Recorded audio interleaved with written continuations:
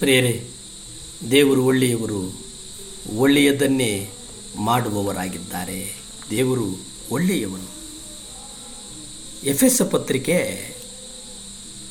6ನೇ ಅಧ್ಯಾಯ 1 ನಾವು ನೋಡುವುದಾದರೆ, ಮಕ್ಕಳೇ, ನೀವು ಕರ್ತನಲ್ಲಿರುವವರಿಗೆ ತಕ್ಕ ಹಾಗೆ ನಿಮ್ಮ ತಂದೆ ತಾಯಿಗಳ ಮಾತನ್ನು ಕೇಳಬೇಕು, ಇದು ಧರ್ಮ. ವಾಗ್ದಾನ ಸಹಿತವಾದ ಮೊದಲನೆಯ ಆಜ್ಞೆಯನ್ನು ಕೇಳಿರಿ, ನಿನ್ನ ತಂದೆ ತಾಯಿಗಳನ್ನು ಸನ್ಮಾನಿಸಬೇಕು, ಸನ್ಮಾನಿಸಿದರೆ ನಿನಗೆ ಮೇಲಾಗುವುದು. ಪ್ರಿಯರೇ, ಗಮನಿಸೋದೇನಪ್ಪ ಅಂತಂದರೆ, ಮುಖ್ಯವಾಗಿ ನೀವು ಕರ್ತನ ಧರ್ಮವನ್ನು ಪಾಲಿಸಬೇಕು. ಧಾರ್ಮಿಕವಾಗಿ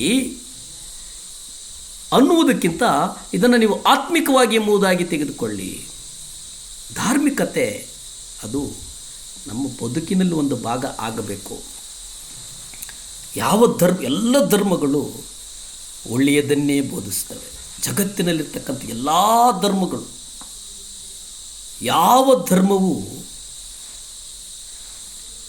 ಅಸಹಕಾರವನ್ನು, ಅಪ್ರಬುದ್ಧತೆಯನ್ನು ಬೋಧಿಸುವುದಿಲ್ಲ. ಎಲ್ಲ ಧರ್ಮಗಳು ಬೋಧಿಸುವುದೇನಪ್ಪ ಅಂತಂದರೆ, ವಿಶೇಷವಾಗಿ ಒಳ್ಳೆಯದನ್ನು ಮಾಡು, ನೀನು ಒಳ್ಳೆಯದನ್ನು ಮಾಡು, ನಿನ್ನ ನೆರೆಯವನನ್ನು ಪ್ರೀತಿಸು, ನಿನ್ನ ನೆರೆಯವನನ್ನು ನಿನ್ನ ಹಾಗೆ ನೀನು ಕಾಣು ಎಂಬುದಾಗಿ ನಾವು ನೋಡುತ್ತೇವೆ. ನಾವು ಧಾರ್ಮಿಕವಾದಂಥ ಒಂದು ಮನೋಭಾವವನ್ನು ಇರಿಸಿಕೊಂಡು ಇದು ಆತ್ಮಿಕತೆ ಎಂದು ಭಾವಿಸುವ ಅಪಾಯವನ್ನು ನಾವು ಯಾವಾಗಲೂ ಎದುರಿಸ್ತೇವೆ. ಧಾರ್ಮಿಕ ಜನರು ಹೊರಗಿನ ಜೀವಿತದ ಬಗ್ಗೆ ಕಾಳಜಿ ವಹಿಸ್ತಾರೆ. ಇತರರನ್ನು ಕಾಣುವುದರ ಸಲುವಾಗಿ ಕರ್ತನಿಗೆ ತ್ಯಾಗ ಮಾಡುವಂಥದ್ದು, ಕರ್ತನಿಗಾಗಿ ಸಭಾ ಚಟುವಟಿಕೆಗಳಲ್ಲಿ ಕನಿಷ್ಠವಾದದ್ದನ್ನು ಮಾಡುವುದರ ಮೂಲಕ ಸಭೆಯಲ್ಲಿ ಇತರರು ನಮ್ಮನ್ನು ಒಳ್ಳೆಯ ಕ್ರೈಸ್ತರೆಂದು ತಿಳಿಯಲಿ ಎಂಬುದಾಗಿ ಬಯಸುವುದನ್ನು ನಾವು ನೋಡ್ತೇವೆ. ಆದರೆ ಇಲ್ಲಿ ಕರ್ತನು ಹೇಳ್ತಾನೆ, ಮಕ್ಕಳೇ, ನೀವು ಕರ್ತನಲ್ಲಿರುವವರಿಗೆ ತಕ್ಕ ಹಾಗೆ ತಂದೆ ತಾಯಿಗಳ ಮಾತನ್ನು ಕೇಳಿ. ಕರ್ತನಲ್ಲಿದ್ದೀರಿ, ನೀವು ಎಚ್ಚರಿಕೆ ಇರಲಿ. ಇಲ್ಲಿ ನೋಡಿ, ತಂದೆ ತಾಯಿಗಳೇ, ನಿಮ್ಮ ಮಕ್ಕಳಿಗೆ ಕೋಪವನ್ನು ಎಬ್ಬಿಸಬೇಡಿ. ನಿಮ್ಮ ಮಕ್ಕಳಿಗೆ ನೀವು ಯಾವುದೇ ಕಾರಣಕ್ಕೂ ಕೋಪವನ್ನು ಎಬ್ಬಿಸಬೇಡಿ ಎಂಬುದಾಗಿ ನಾವು ವಾಗ್ದಾನವನ್ನು ನಾವು ನೋಡ್ತೇವೆ. ದಾಸತ್ವದಲ್ಲಿರುವವರು ಈ ಲೋಕದಲ್ಲಿ ನಿಮಗೆ ಯಜಮಾನರಾಗಿರುವವರಿಗೆ ಕ್ರಿಸ್ತನಿಗೆಂದು ಮನೋಭೀತಿಯಿಂದ ನಡುಗುವವರಾಗಿಯೂ ಸರಳವಾಗಿಯೂ ವಿಧೇಯರಾಗಿರಿ. ಕರ್ತನು ಭಾಳ ಸ್ಪಷ್ಟವಾಗಿ ಹೇಳ್ತಾನೆ, ವಿಧೇಯತೆ. ಮಗಳೇ, ನೀನು ವಿಧೇಯ, ನಿನ್ನಲ್ಲಿ ಆ ವಿಧೇಯತೆ ಬರಲಿ. ಆ ವಿಧೇಯತೆ ಬಂದಾಗ ನಾವು ತ್ಯಾಗ ಮಾಡ್ತೇವೆ. ತ್ಯಾಗ ಮನೋಭಾವ ನಮ್ಮೊಳಗಡೆ ಬರುತ್ತದೆ. ಒಳ್ಳೆಯ ಕ್ರೈಸ್ತರೆಂದು ನಾವು ತಿಳಿತೇವೆ. ಸಭೆಗೆ ಹೋಗುವಾಗ ಉಡುಪಿಗೆ ಗಮನವನ್ನು ಕೊಡು.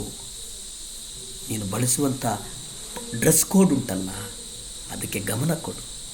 ಇವತ್ತು ಸಭೆಗಳಲ್ಲಿ ನೋಡುವುದಾದರೆ ಆ ಸಭೆಗಳ ಆ ಡ್ರೆಸ್ ಕೋಡನ್ನು ನೋಡಿ, ಇದು ಬಹಳ ಮುಖ್ಯ. ಮತ್ತೊಬ್ಬನ್ನು ಹೇಳಿ ನೋಡಿ ಮಾತನಾಡುವುದು ಬೇಡ.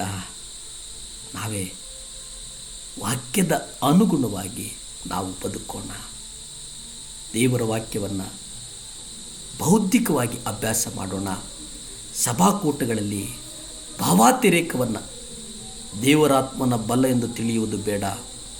ಭಾವನಾತ್ಮಕವಾಗಿ ಪಾಲ್ಗೊಳ್ಳುವುದಕ್ಕಿಂತ ಆತ್ಮದಲ್ಲಿಯೂ,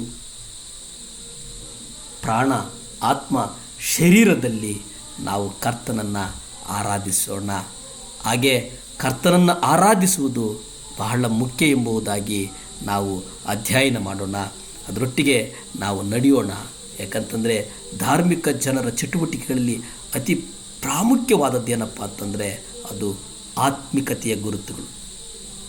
ನಿಮ್ಮ ಆತ್ಮಿಕತೆಯ ಗುರುತುಗಳನ್ನು ಆಲೋಚಿಸಿ, ಅದರ ಮೂಲಕ ನೀವು ಕಟ್ಟಿ, ಅದರ ಮೂಲಕ ನೀವು ನಡೆಯಿರಿ.